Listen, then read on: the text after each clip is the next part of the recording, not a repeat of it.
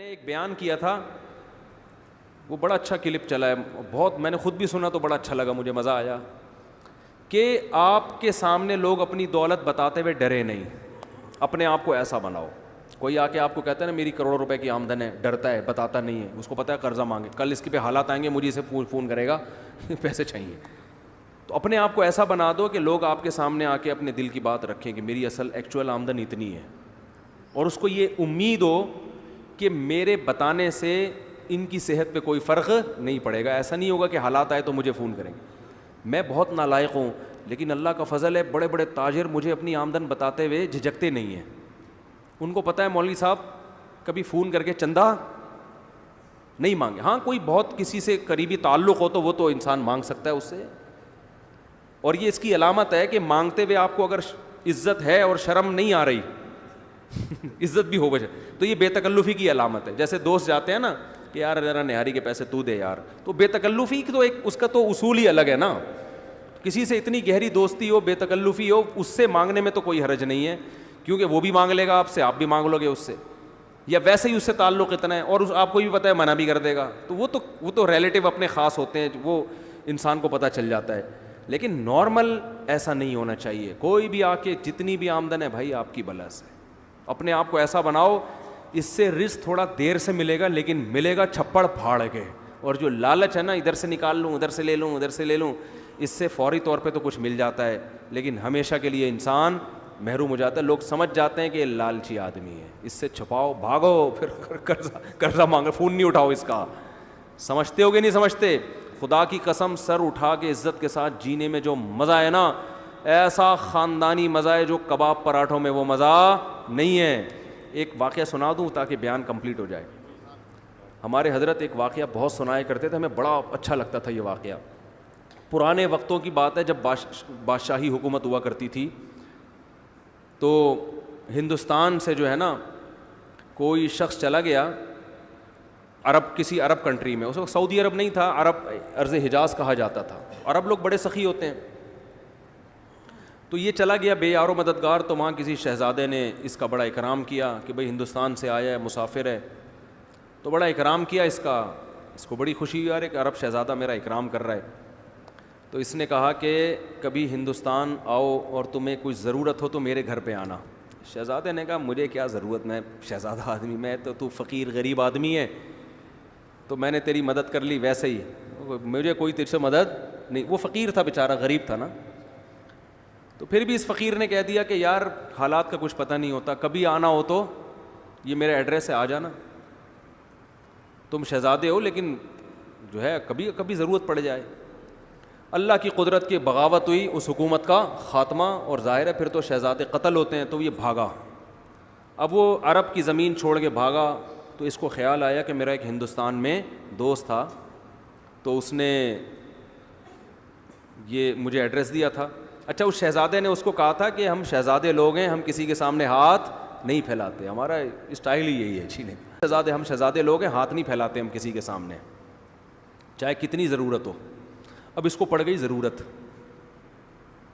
اس نے کہا یار وہ اس نے بڑے واسطے دیے تھے کہ میرے پاس ضرور آنا, بڑی خوشی ہوگی, تو چلو یار چلتے ہیں. یہ سمجھا بے تکلف دوست ہے. جب اس کے در پہ گیا, پہلے تو اس نے پہچاننے سے انکار کر دیا. اس نے بتایا میں وہ شہزادہ ہوں. ہو ویلکم, آئیے آئیے بیٹھیے, کہ آئیے کیسے آنا ہوا, یار حالات نے تختہ پلٹا اور مجھے ضرورت پڑ گئی, آج میں تمہارے در پہ آ گیا. تو اس ہندوستانی نے فارسی کا ایک شعر پڑھا. اس شعر کا مفہوم یہ ہے کہ حاجت اور ضرورت بڑے بڑے شیروں کو پتہ نہیں گیدڑ بنا دیتی ہے یا لومڑی بنا دیتی ہے. بڑے بڑے شیروں کو کیا کر دیتی ہے,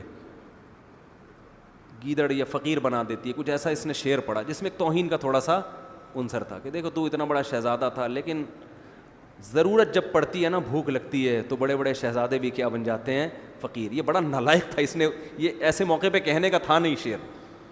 یہ تھا تو خون میں تو شہزادہ تھا نا, بلڈ تو وہی تھا.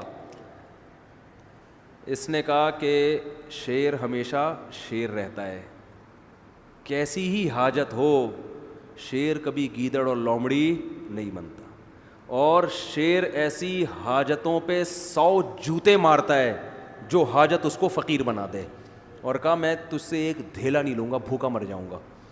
اب وہ ہندوستانی ارے بھائی میں نے ویسے ہی کہہ دیا تھا بھائی معاف کر دے. اس نے کہا نہیں, میں خدا کی قسم بھوکا مر جاؤں گا تجھے یہ بتانے کے لیے کہ شیر ہمیشہ شیر رہتا ہے. وہ 100 حاجتوں پہ, وہ ایک حاجت پہ 100 جوتے مارتا ہے, ٹھیک ہے نا, لیکن وہ کسی کے در کا بھیکاری نہیں بنتا. تو ہمارے حضرت یہ شعر پڑھتے تھے, فارسی کا شعر ہے تو نہ ہماری سمجھ میں آتا تھا نہ آپ کی آئے گا, تو اردو میں مفہوم سمجھ میں آتا تھا کہ ہم 100 جوتے مارتے ہیں. تو حضرت فرماتے تھے کہ وہ شہزادہ فقیر تو بن گیا مگر اسٹائل کون سا تھا؟ شہزادوں والا. تو یہ شہزادہ بننا ہر ایک کے اختیار میں ہے. بات آ رہی ہے سمجھ میں؟ ایک شہزادہ وہ ہوتا ہے جو حکومت ملتی ہے اور بڑا پیسہ مل جاتا ہے, یہ ہر ایک کے اختیار میں نہیں ہے, کوشش ہے بنتا نہیں ہے. لیکن یہ شہزادگی جو ہے نا کہ اسٹائل کیسا ہو, شہزادوں والا, سر اٹھا کے جیتا ہو, یہ رکشے والے بھی کر سکتے ہیں, ٹماٹر والے بھی کر سکتے ہیں. بھائی ہم حاجتوں پہ 100 کوڑے لگاتے ہیں, کسی کے سامنے زبان ٹیڑھی. ایسے رہو. دیکھو یہ ہمارے جو بڑے بڑے حکومتی اہلکار ہیں نا, ارب پتی ہیں کہ نہیں ہیں, پھر بھی بہت سے ان میں بھکاری ہے یا نہیں ہے؟ کیا عزت ہے یار ان کی. وہ ادھر سے 5 ارب کھا گیا, ادھر سے اتنے روپے کھا گیا, ادھر سے اتنے کھا گیا, ادھر اتنے کیس چل رہے ہیں, عدالت میں جا رہا ہے, کبھی بھاگ رہا ہے وہاں سے, کبھی اندر ہو رہا ہے, کبھی باہر آ رہا ہے. لوگ صبح و شام لعنت, اتنا پیسہ ہو کے بھی صبح و شام لعنتیں پڑ رہی ہیں. اسٹیل مل کھا گیا, ایک PIA کھا گیا, ایک یہ کھا گیا, ایک ریلوے کو کھا گیا. کیا عزت ہے ان لوگوں کی, بھکاری ہے یہ. اس سے وہ موچی اچھا ہے جو جوتے گانٹھ رہے لوگوں کے اور کسی کے سامنے ہاتھ نہیں پھیلا. اللہ کی نظر میں یہ شہزادہ ہے. تو یاد رکھو کسی کے سامنے ہاتھ پھیلانا یہ معمولی بات نہیں ہے, یہ اپنی عزت کا جنازہ نکالنا ہے. اللہ سے دعا مانگا کرو اللہ کسی آزمائش میں نہ لے کر آئے, اللہ اتنا دے کہ ہمیں ضرورت نہ پڑے. لیکن یہ بھی دعا مانگو, اے اللہ اگر کبھی خدا نہ خواستہ آزمائش مقدر ہے تو ہمیں کسی کے سامنے ہاتھ پھیلانے والا نہ بنا. ہاتھ نہ پھیلائے, سر اٹھا کے جیے, ڈھیلا نہ ہو, لیکن اسٹائل ایسا ہو جیسے آپ سے بڑا سیٹ دنیا میں کوئی ہے ہی نہیں. ہمارے حضرت بہت غریب تھے 60 سال کی عمر تک. فرماتے ہیں کہ میرے پاس لاہور اپنے شیخ کی زیارت کے لیے ٹرین کا کرایہ نہیں ہوتا تھا, لیکن میں جیتا ایسے تھا لوگ قرضے مانگتے تھے مجھ سے آ کے, سمجھتے تو بہت بڑے سیٹ ہیں یہ. اور حضرت بھی دیتے نہیں تھے کیونکہ جس کو دیا واپس نہیں دیا اس نے. حضرت فرماتے تھے اس زمانے میں جو کسی کو قرضہ دے دے وہ احمق, اور جو لے کے واپس کر دے وہ اس سے بڑا بیوقوف.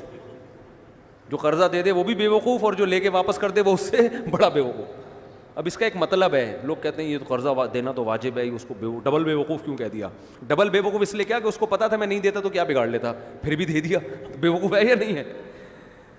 تو ایسا استغنا, تو انسان کسی کی جیب پہ نظر نہ رکھے. بھائی اپنا کھائیں گے, اپنا بھوکے مر جائیں گے تو کیا ہو گیا یار, مرتا ورتا کوئی نہیں ہے. اللہ ایسا کھلاتا ہے نا غیب سے, زبردستی لوگ ٹھوس ٹھوس کے جائیں گے آپ کے منہ میں. اب دیکھو ہم جب مولوی بننے کے لیے آئے تو ہمیں تو لوگ تانا دیتے تھے کھاؤ گے کہاں سے, اتنے تانے ملتے تھے, اتنے تانے. اب ٹھونس رہے ہیں مفتی صاحب گرل فش, دال چاول, مسالے والی بریانی, اور ہم جاتے بھی ہیں تو دھونے والے کھا کے. بھائی پیٹ ہے, لالو کھیت تھوڑی ہے کہ اتنا گنجائش تھوڑی ہے اس میں. اللہ ٹھونستا ہے, کھلائے گا, برس پیچھے بھاگے گا آپ کے.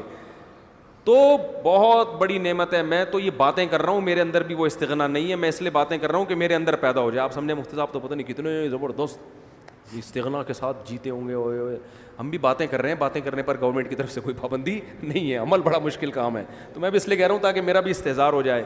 تو عزت کا, اور خاص طور پر دیندار آدمی, داڑھی والے, نمازی, ان کو تو بہت عزت نفس کا خیال کرنا چاہیے, بہت زیادہ خیال کرنا چاہیے عزت نفس کا, کہ عزت پہ آنچ نہ آئے.